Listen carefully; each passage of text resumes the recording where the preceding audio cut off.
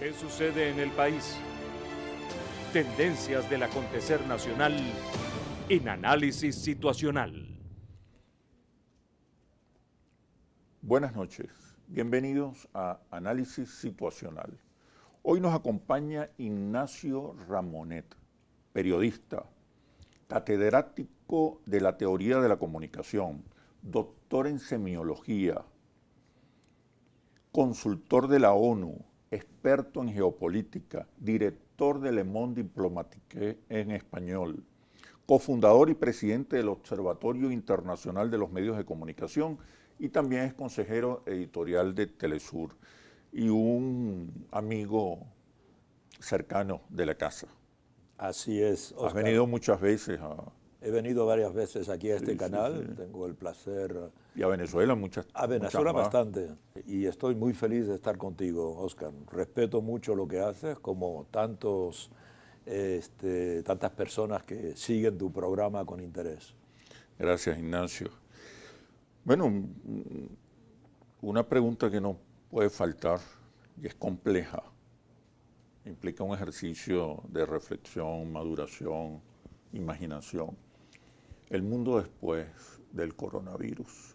Tú has hablado de que hay nuevas batallas que la humanidad tiene que dar. Así es. En esta nueva etapa. Sí, bueno, primero el mundo está viviendo como fenómeno principal en este momento la COVID. ¿Verdad? Yo en un ensayo que escribí sobre los efectos del coronavirus, hablé de que esta pandemia es un hecho social total. Exacto. Es decir, que pocas veces en la historia los sociólogos pueden utilizar este concepto de hecho social total porque perturba, es un hecho social que perturba prácticamente todos los aspectos de la vida individual y social. Como lo hemos comprobado estas últimas semanas, estos últimos meses, la COVID se extendió al mundo. Yo creo que la OMS declaró la COVID pandemia, o sea, una epidemia que se extiende al planeta el 11 de marzo de este año. Y hemos visto cómo nuestras vidas personales, nuestras vidas profesionales, nuestras vidas sentimentales, a nivel personal, pero también, bueno, el mundo de la cultura, el mundo de los transportes, de la comunicación, de la economía, se ha visto perturbada. Los gobiernos en todas partes han declarado confinamientos, ha habido cierres de fronteras, como una guerra, como una gran guerra, como el último hecho social total fue la Segunda Guerra Mundial. Y esto ha afectado a más países que los que afectó la Segunda Guerra Mundial. Entonces, ¿no te parece que el COVID, el coronavirus, desencadena o acelera, profundiza cambios que ya se venían produciendo en el planeta? Absolutamente. El fin del ciclo neoliberal, la crisis del capitalismo del siglo XX, tal como lo concebimos, el surgimiento de movimientos sociales importantes, por lo menos en América Latina y en algunos países de Europa. Así es, como todas las pandemias que han existido, lo que hacen es potenciar, acentuar, casi como un hecho divino, potenciar los cambios que ya están en curso. Así es. Y aquí, además de los que tú citas, cada vez que se produce una grave crisis, en realidad lo que se produce también es una especie de aceleramiento de lo que, o aceleración de lo que ya estaba en curso. A los fenómenos que has citado podríamos añadir, por ejemplo, la aceleración de todo el universo virtual. Sí. Es decir, cómo ahora, bueno, una serie de plataformas o de aplicaciones como Zoom, como TikTok, por ejemplo, que prácticamente no existían antes de la pandemia, cómo se han generalizado, cómo se ha generalizado el teletrabajo, cómo se ha generalizado el consumo de cultura a través de las pantallas, que ya existía obviamente, la comunicación a través de las redes existían, pero más ahora que nunca. El mercadeo. La comercialización. Amazon, por ejemplo, nunca ha ganado tanto dinero como en este momento, ¿verdad? Bueno, Netflix, las plataformas cinematográficas, decenas de millones, centenares quizás de millones de personas se han suscrito a plataformas de consumo de cine porque estaban encerradas. Óscar, durante el mes de abril, mayo del año pasado, mayo, junio, marzo, había 4.500 millones de personas encerradas en sus casas. Sí. Eso no había ocurrido jamás en la historia de la humanidad. Que de repente, digamos, más de la mitad de la humanidad se encontrara encerrada en sus casas, sin poder salir a producir y sin poder consumir como estaban acostumbrados a consumir. Este es un traumatismo enorme para el planeta. Y si tú hablas del mundo después del COVID, la primera consecuencia que tiene el mundo después del COVID es el choque económico que produce eso. Por primera vez en la historia del planeta, desde el siglo XIV que hubo la peste negra para Europa, alguien ha apoyado en el botón stop y el mundo se ha parado durante meses. Eso no sabíamos lo que era. Entonces, ahora vienen las consecuencias. ¿Cuántas empresas van a dar quiebra, pequeñas o grandes? Por ejemplo, en el turismo, por ejemplo, en el transporte, por ejemplo, en la restauración, por ejemplo, en la cultura, teatros, cines, óperas, etcétera. ¿Qué va a pasar con las personas que trabajan en esos sectores? ¿Qué va a pasar con los bancos que le dieron crédito a esas empresas o a esas personas, esas familias que habían comprado un auto, un apartamento, una nevera, no sé? ¿Qué crisis económica viene? ¿De qué tipo? ¿Cuánta pérdida de empleo? ¿Cuántos bancos van a dar quiebra? ¿Va a haber una crisis también bancaria, además de la crisis económica?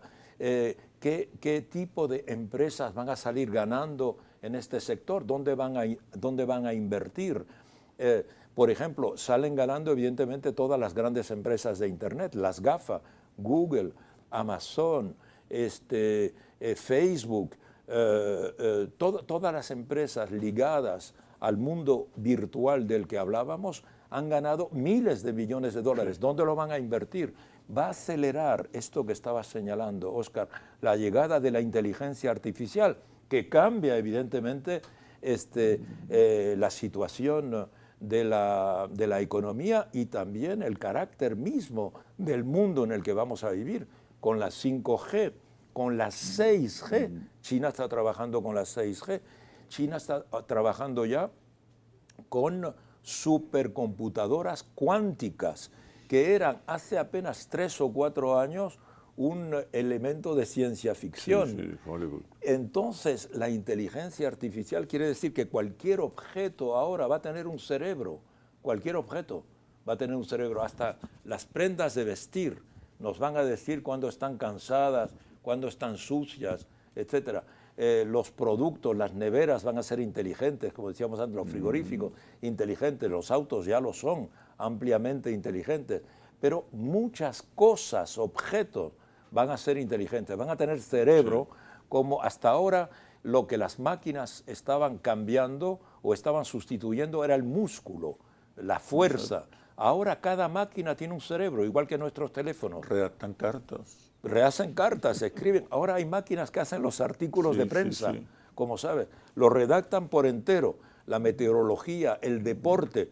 Por ejemplo, cuando leemos el resumen de un partido de béisbol, creemos que hay un autor que lo ha escrito. No, eso ya lo escribe una máquina que ha visto el partido y que sabe redactarlo. Mañana, mucho más. El capitalismo, ¿cuál es el futuro después del COVID? Bueno, tomando en cuenta de que era evidente que había una crisis profunda, que el capitalismo del siglo XX, tal como lo conocemos, estaba moribundo, y que, creo yo, acudíamos al fin del ciclo neoliberal. Pero por favor me respondes cuando regresemos a los comerciales. Ya venimos. ¿Qué sucede en el país? Tendencias del acontecer nacional en análisis situacional. ¿Qué sucede en el país? Tendencias del acontecer nacional en análisis situacional. Ignacio, te preguntaba acerca del futuro del capitalismo, una vez que la humanidad supere la pandemia.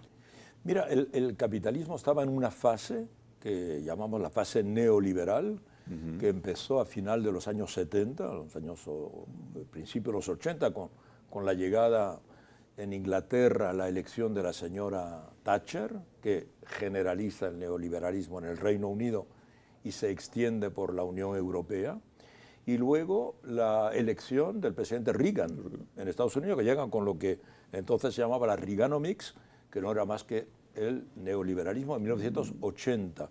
Entonces, el neoliberalismo tiene 40 años y ya desde el 2008, que fue la gran crisis financiera, sabemos que el liberalismo estaba un poco herido, malherido, digamos. No hablemos de muerte del capitalismo, porque cada vez que se ha hablado de nuevo de la muerte del capitalismo, ha resurgido de sus cenizas. Pero en todo caso, la crisis del 2008 da un golpe muy fuerte al neoliberalismo, al monetarismo. ¿Qué implica eso? Una tensión del capital con relación a las desigualdades sociales, claro, un mayor compromiso social, tomando en cuenta que el capitalismo no tiene corazón, que el capitalismo esencialmente está orientado a la ganancia, por encima de todo. Evidentemente. Entonces eso implica una vuelta al Estado. Entonces vamos a tener un capitalismo con una mayor presencia del Estado yo creo, mira, que y de los ciudadanos. Lo que estamos viendo, Oscar, es por una parte que durante la pandemia mucha gente se ha puesto a reflexionar, porque la pandemia, ¿qué ha sido en primer término? Aquí hemos hablado de crisis económica, de efecto, pero en primer término ha sido una crisis sanitaria. Exacto. ¿Y dónde ha sido la crisis sanitaria? ¿Dónde ha golpeado con mayor saña? En los países donde no había sistema público de salud o servicios públicos muy debilitados de salud. Estados Unidos, Brasil, lo estamos viendo, Perú, Italia, Francia, España, porque habían desmantelado en los últimos años, en nombre de los principios, de los dogmas neoliberales, habían reducido el presupuesto de la salud pública, habían permitido el desarrollo de la salud privada, habían reducido el número de camas en los hospitales públicos. Cuando la pandemia llegó a Europa, esencialmente en febrero o marzo, después de China, lo que faltaba eran las mascarillas. No había mascarilla. Se descubrió que en ningún lugar de Europa se fabricaban mascarillas, que en ningún lugar de Europa se fabricaba ningún medicamento contra el dolor, paracetamol, aspirina, que no se fabricaban respiradores artificiales. Hubo que convertir con urgencia fábricas de automóviles que tuvieron que parar de producir automóviles porque ya nadie los ha comprado durante este tiempo, para producir respiradores artificiales para ayudar a las víctimas de la COVID. Entonces, lo que el gran público tomó conciencia de que cuando se redujeron esos presupuestos, se estaba cometiendo un acto que se reveló criminal. Centenares de personas, millares de personas, millones de personas han sido afectadas por la COVID porque precisamente se aplicaron métodos neoliberales. Y no cabe duda de que miles de personas han muerto por esas políticas. Hoy, ¿qué reclama la ciudadanía en muchos países? Reclama el regreso del Estado. El propio presidente Macron, que es un liberal en Francia, ha hecho un discurso diciendo que ahora la soberanía del país pasa por la repatriación de industrias básicas de salud pública, fabricación de mascarillas, fabricación de medicamentos, fabricación de material para los hospitales, aumento de los presupuestos en los hospitales. Entonces, de ahí viene la desconfianza actual hacia el neoliberalismo. Y podemos decir que en esta etapa, coincido contigo, hay un reclamo de la sociedad porque los servicios públicos, porque el Estado esté más presente en el sector de la salud, pero también en otros sectores. Sí. Que por cierto es una de las banderas del chavismo desde hace 20 años. Evidentemente. Ahí, sin duda, el comandante Chávez se adelantó a su visionario. época. Visionario. ¿Y el teletrabajo no implicará una reestructuración de la relación entre el capital y el trabajo? Mira, una reestructuración de las relaciones sociales. ¿Habrá cambios en ese sentido? Yo diría, Oscar, que si quieres, hay una pregunta que debemos hacernos. Esta pandemia es la única y la última pandemia que vamos a conocer. Es la primera, pero es la última. Entonces, a esa pregunta yo creo que la mayoría de los especialistas dicen, no, esta pandemia, en los últimos 20 años, Oscar, ha habido 3 grandes epidemias de coronavirus. Este se llama SARS-CoV-2, porque es el coronavirus de mismo tipo 2, pero ha habido un tercero, el MERS. Hubo primero el SARS, que afectó a Asia del Este, por eso los asiáticos hace años que llevan mascarilla. Cuando vemos a los japoneses, a los coreanos, se pasean por los países en Venecia, en París, en Madrid, se pasean con mascarillas, van al Museo del Prado con mascarillas, porque vienen de ciudades, de regiones donde conocieron esta pandemia, este tipo de pandemia. Luego hubo el MERS, que surgió en el Oriente Próximo. Esta es la tercera epidemia provocada por un coronavirus. Podemos decir que si ha habido 3 en los últimos 20 años, no es imposible que haya por lo menos una en los próximos 20 años. Entonces la pregunta es, ¿el teletrabajo es un recurso accidental, momentáneo, para, digamos, enfrentar esta crisis, o va a ser una norma? Lo que muchos especialistas están diciendo es que el teletrabajo, como otras cosas, ha llegado para quedarse. Y que efectivamente hoy en muchos sectores, los sectores intelectuales, los sectores de la banca, los sectores de, no sé, la publicidad, de mucha creatividad en términos de que se puede usar la pantalla y la distancia, eso es para siempre. La prueba es que en las bolsas, todo lo que es el inmobiliario de oficinas, como tú sabes, se ha hundido. Hay todo un inmobiliario, una actividad económica que en las grandes ciudades solo construye oficinas. Era muy rentable hace apenas un año. Hoy todo eso está derrumbado. Y debe cambiar las relaciones sociales. Y además, entre hasta el capital, que van a ser empleados, socios, accionistas, emprendedores. Mira, que se integran. Las redes se han Tengo que hacer una desarrollado. pausa comercial. Vamos a continuar con el análisis de estas nuevas relaciones sociales que se asoman. No es que van a emerger totalmente, pero sí comienzan a asomarse.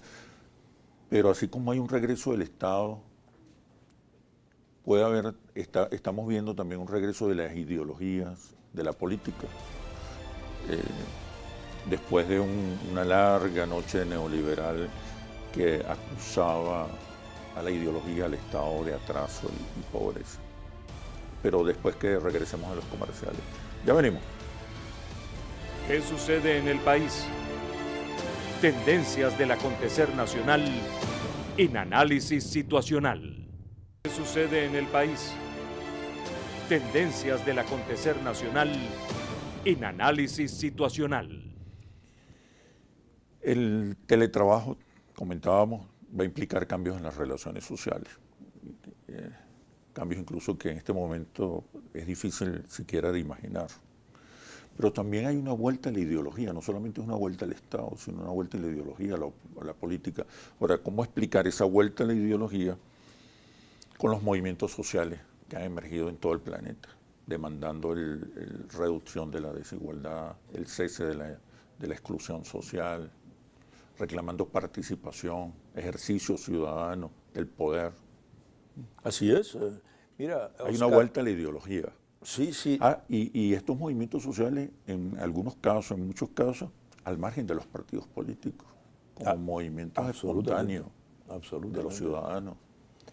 Mira, Oscar, sí, aquí nos estamos interrogando sobre el mundo después de la pandemia. Pero si nos planteáramos la pregunta, ¿qué pasaba en el mundo antes de la pandemia? Claro. Pues en el mundo estaba pasando esto que estás indicando. La pandemia a lo mejor va a acelerar este proceso. Claro, en el mundo lo que estamos viendo desde septiembre del 2018, estábamos viendo cómo en muchos países había como una rebelión, como una protesta social, por razones muy diferentes. Desde Hong Kong hasta Chile, pasando por Cataluña, por el Líbano, no sé si te acuerdas, por Irak, por Bagdad, pasando por Puerto Rico, acuérdate que tumbaron al gobernador. Recientemente en Estados Unidos. Bueno, en Estados Unidos estaba también gestándose este tipo de protesta, que es la que hemos visto, que los Estados Unidos han tenido a la vez la COVID y esta protesta social. Esta protesta social que probablemente está regresando. Para solo mantenernos en América Latina, estamos viendo lo que ha ocurrido en Perú estos días, el voto de Chile, lo que está pasando en Guatemala en términos de protesta social. Y bueno, Colombia. Lo que pasa en Colombia casi en permanencia, donde hay una sociedad en protesta en permanente. Entonces, en sociedades muy diferentes, no cabe duda de que hay una insatisfacción por parte de los jóvenes en general, no solo los estudiantes, que tradicionalmente han sido muy inquietos, pero tenemos un fenómeno desde ese punto de vista semejante a lo que ocurrió al final de los años 60, 67 en California, 68 en Francia, en Alemania, en Europa, donde surgió una nueva generación reclamando otro tipo de acción. Se rebajó la edad de la mayoría, que estaba en 21, y se rebajó a 18 años. Hubo una gran creatividad cultural, la música, el cine, pero sobre todo la música, los movimientos, el movimiento pop, el movimiento pacifista, los Beatles son un poco, ayer o anteayer era el aniversario de la muerte de John Lennon. Por consiguiente, había eso. Esto es un poco lo que está pasando hoy también, con una dimensión, yo añadiría, Oscar, que es el rol del feminismo en este movimiento, que ya era importante, porque en aquel momento estaba surgiendo de manera mucho más radical. Pero mira, cuando tú ves los movimientos en el Líbano, cuando los ves en Chile en particular, un protagonismo de la mujer con reivindicaciones muy precisas. Ahora, quien no vea que un movimiento, digamos, de rebeldía, un movimiento de protesta, contiene una dimensión feminista central, es que no está entendiendo el mundo en el que estamos. Y que por otra parte, en ese mundo, el rol hoy, en el año 68, quien jugaba un rol muy importante era la aparición de las formas ligeras de comunicación. La radio se había diversificado, las televisiones estaban multiplicándose, se había inventado la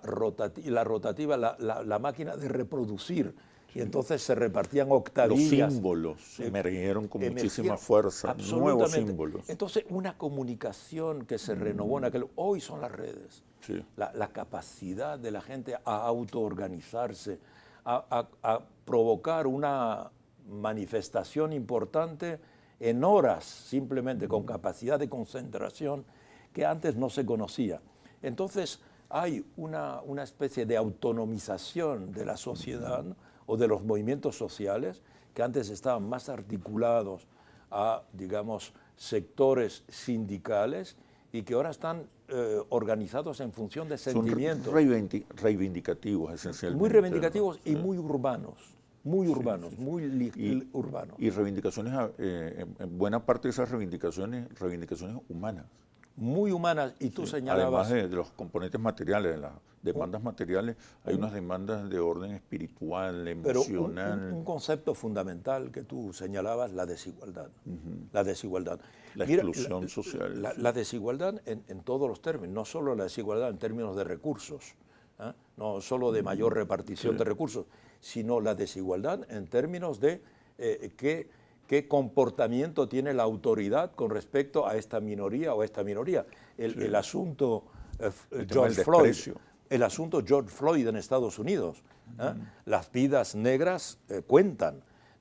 Entonces ya no se acepta el racismo, ya no se acepta la discriminación de cualquier tipo, ya no se acepta la exclusión, ya no se acepta la xenofobia. Hay como precisamente el surgimiento de esta autonomización, ahora yo diría casi del individuo, que busca una socialización diferente y una politización diferente. Fíjate que en los estudios nuestros, en los estudios de Interlaces, desde que arrancó la Revolución Bolivariana, la gente asociaba la igualdad con el respeto. te decían, muy bien. igualdad igualdad no quiere decir que tengamos lo mismo, porque si tú trabajas más, estoy repitiendo textualmente los testimonios de los venezolanos pobres, si tú trabajas más, mereces más. A esa igualdad no me refiero, decía la gente. La igualdad es respeto. Que el que esté arriba, así tenga mucho dinero, ¿por qué me tiene que mirar con desprecio? Si somos seres humanos los dos. Igualdad asociado al respeto y a la inclusión social.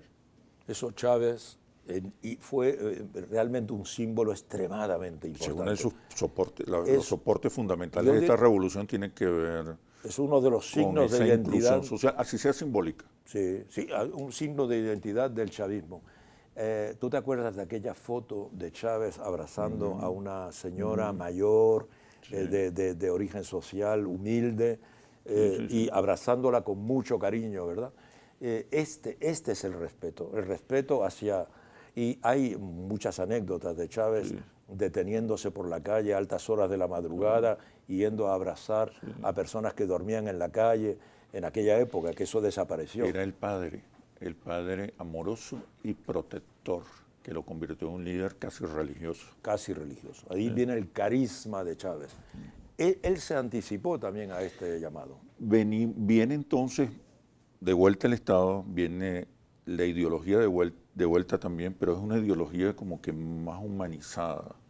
Sí, tú lo decías. Es una demanda de ideología, pero que esté pensando en el ser humano y no tanto en la conquista, en la hegemonía, en el poder, solo por poseerlo. Vamos a continuar esta extraordinaria conversación después de la pausa comercial, ¿te parece? Ya venimos. ¿Qué sucede en el país? Tendencias del acontecer nacional en análisis situacional. ¿Qué sucede en el país? Tendencias del acontecer nacional en análisis situacional. Uno de los territorios que más se ha transformado es el territorio de la comunicación. Ya no sabemos qué es verdad, qué es mentira, se habla de la posverdad, se habla de la verdad emocional, no aquella basada en hechos, sino en emociones, en percepciones. ¿Cuál es el futuro de la verdad? Bueno, es una pregunta... Con la aparición vertiginosa, avasallante de las redes sociales. Mira, es una pregunta que no nos hubiéramos hecho nunca, ¿verdad, Óscar? Especialista de la comunicación como tú o como yo. Partíamos del principio establecido a final del siglo XVIII, cuando se extiende, digamos, como norma el pensamiento científico y lógico y cartesiano, en cierta medida, de que, bueno, la verdad, una vez que los hechos la establecen, no se puede discutir. Y por eso el auge de las ciencias a todo punto de vista. Hoy es una pregunta muy importante, sobre todo en materia de comunicación, porque han surgido esos conceptos. Vivimos una especie de ilusión de la realidad. Sí, sí, porque hay una ilusión. Primero porque hoy día la información se hace sobre todo con los ojos, se hace menos con la lectura que con los ojos. Y ver, yo he escrito algunos textos sobre esto, ver no es entender. Hay un dicho en español que se dice, el hábito no hace al monje o no hace al fraile, ¿verdad? Lo que ves es, porque tú, por ejemplo, puedes ver, cada uno de nosotros puede ver el sol salir, ¿verdad? Y ocultarse. Entonces, aparentemente el sol da vueltas alrededor de la Tierra, como se creyó durante miles de años. Pero esa no es la realidad. La realidad es que es la Tierra la que da vueltas alrededor del sol. Y si yo veo el horizonte, lo veo horizontal, pero esa no es la realidad. El horizonte es curvo. O sea, mis ojos me engañan, mis sentidos me engañan. Quien me dice lo que es verdad es mi cerebro. Es cuando pienso y cuando razono, exacto. Y la ciencia me lo dice. Pero hoy vivimos en un momento en que la verdad está temblando. Y a los conceptos que tú señalabas antes. Y hay como una demanda de mentiras. Los portales más famosos son aquellos que mienten más, que exageran más, que convierten la verdad en un espectáculo. Hay como una aceptación sentimental, No más sensible que eso. de la mentira. Hay un reclamo de la mentira. ¿Por qué? Porque, digamos, hoy decíamos, hay conceptos como fake news, ¿verdad? Que se ha impuesto como... La posverdad. La posverdad. O verdad emocional. Verdad emocional o hecho alternativo. Oye, ¿qué es un hecho alternativo? Ajá, Si 2 y 2 son 4, 2 y 2 son 5, es un hecho alternativo. Pero tiene base, pero sí. Entonces, ¿por qué hay un reclamo de la mentira? Porque, por eso, de la verdad sentimental. Porque ¿cuál es la verdad que me gusta a cualquiera de nosotros? La que concuerda con lo que yo pienso, con lo que yo siento. Si yo digo, por ejemplo, las elecciones del domingo pasado en Venezuela, cuyas cifras están sobre la mesa, si yo digo, es una gran victoria chavista, lo que ha habido, 2/3 de los resultados van al chavismo, es una victoria indiscutible. Bueno, si yo soy chavista o le tengo simpatías al chavismo, esa verdad me satisface. Pero si digo apenas 30% han votado, el 70% no ha votado, o bien hubo fraude, lo ha dicho fulano, lo ha dicho mengano, etcétera, hubo fraude, esa verdad me interesa también. Entonces, estoy reclamando a los hechos, a las noticias, y como hoy, Óscar, quien me informa a mí ya no es la televisión o el periódico o la radio, quien me informa a mí son mis amigos de mis redes que piensan como yo y que me están enviando las noticias que a ellos les gustan y que a mí me gustan. Entonces yo elaboro todo un universo en base a verdades, entre comillas, que son las que convienen a mi pensamiento, a mi idiosincrasia, a lo que yo... Porque lo que quería decirte es que igual que hoy se está desarrollando esto, este reclamo de igualdad, este reclamo de respeto que tú señalabas, al mismo tiempo se está creando todo un universo radicalmente hostil a eso, que son las milicias, que son los grupos xenófobos, que son los grupos racistas, que son los grupos supremacistas, que es otra de las grandes realidades. Mira, si tú observas la Unión Europea, y ahora agravado con el COVID, ¿qué es lo que sube en Europa? No son las fuerzas políticas de comprensión, no son las fuerzas políticas, digamos, de negociación, de respeto, son las fuerzas políticas xenófobas contra los migrantes, el fascismo, el neofascismo. Entonces, que es una amenaza, ¿no? El populismo de extrema derecha, porque una cosa atrae la otra, ¿ven? Como puntos de equilibrio. Entonces, esos grupos están súper alimentados de estas falsas verdades. Y el trumpismo ha hecho mucho daño en ese sector, porque Trump ha sido como la figura, digamos, central, simbólica, ocupando el rol más, digamos, más representativo en la configuración geopolítica actual, pues presidente de la principal potencia, que no ha escatimado ningún esfuerzo para multiplicar mentiras, multiplicar errores, falsedades, fake news, y afirmarlas como si fueran verdades. En este momento en que estamos hablando, sigue diciendo que hubo fraude. Sí, sí, y millones de personas lo creen, millones de personas lo creen.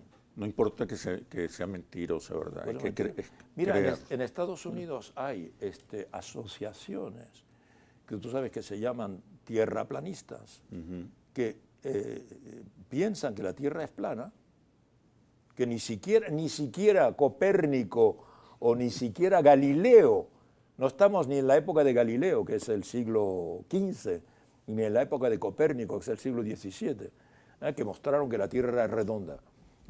Se siguen afirmando y demostrando que la Tierra es llana. Y hay, como tú sabes, centenares de miles de personas que piensan que Elvis Presley no se murió, y que ningún país nunca ha ido a la Luna. Carlos Gardel sigue por ahí. Y Carlos Gardel canta cada día mejor. Entonces, ¿y qué hacer entonces? cómo reconquistar la verdad en una etapa de caos, porque evidentemente hay una evolución, hay un desarrollo de acontecimientos generados por causas muy concretas, pero en medio de un caos, ¿no? ¿Cómo recuperar la verdad? ¿Cómo rescatar la verdad en un contexto caótico? Pero me respondes, por favor, después de la pausa comercial. Ya venimos. ¿Qué sucede en el país? Tendencias del acontecer nacional en análisis situacional. ¿Qué sucede en el país? Tendencias del acontecer nacional en análisis situacional. Estas crisis, estos desarrollos vertiginosos, inesperados, que crean contradicciones extremas, como la verdad versus la mentira, generan caos también. ¿Qué hacer para recuperar la verdad en medio del caos? Yo creo que primero hay que quedarse un poquito sereno, si quieres. Cada vez que las comunicaciones cambian mucho, se produce este desorden en el que, si quieres, a un mundo en el que solo hay una voz, sucede un mundo en el que hay múltiples voces. Esto se ha visto en la historia de la comunicación cuando se inventó el periódico, por ejemplo, que es al final del siglo XVIII, cuando se inventa al final del siglo XVII, pero se desarrollan al final del siglo XVIII. Mira, en París, en el momento de la Revolución Francesa, había algo así como 250 periódicos, que hoy no los hay 6 o 7. Entonces, ¿por qué? Porque las imprentas se habían multiplicado. Había centenares de imprentas en una ciudad como París, pero también como Londres o como Nueva York.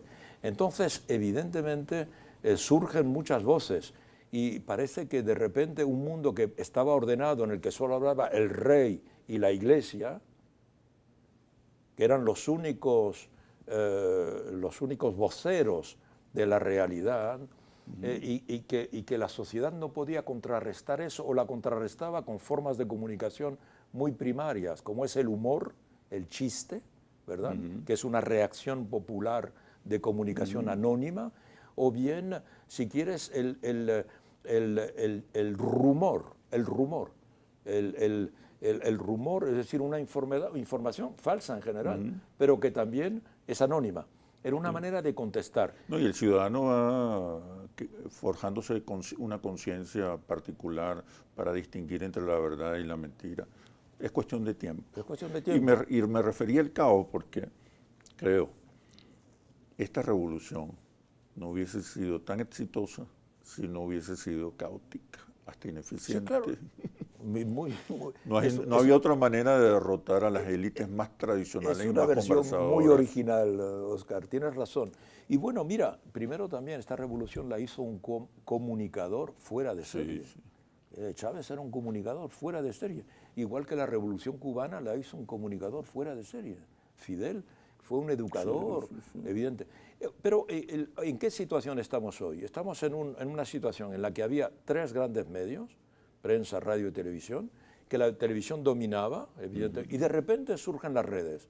De repente cualquier grupo puede expresarse. Hay que quedarse tranquilo. Es normal que de repente haya 1000 voces. No vamos a contestarle a cada... Yo hablo como gobierno. El gobierno no va a desgastarse. Evidentemente, donde antes había una voz, ahora va a haber 200. Pero a esta que me critica va a surgir otra que critica a esta. Y así sucesivamente. Y evidentemente lo que ocurre es que pasamos a otra época y evidentemente como tenemos casi siempre este defecto de leer la época siguiente con el marco de lectura de la época precedente, no la entendemos. Pero quedémonos tranquilos, vamos a analizar cómo funciona esto y vamos a entender y vamos a tener las herramientas. Y lo que está pasando no es más que la nueva normalidad, igual que se habla de la nueva normalidad con la epidemia. Pasamos a una nueva era comunicacional, evidentemente, en el contexto de esta crisis económica que viene y de esta crisis social que tú indicabas antes, a la que se va a añadir una crisis de todas maneras política, porque las elecciones van ahora a cambiar las cosas y donde no puede haber elecciones va a haber protestas.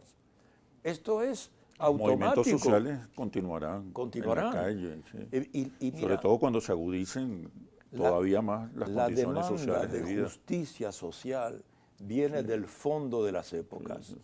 Y Del la principio encontraremos de la con humanidad. nueva era comunicacional o no. Sí. Y la revolución bolivariana responde de antemano a esa demanda de justicia social.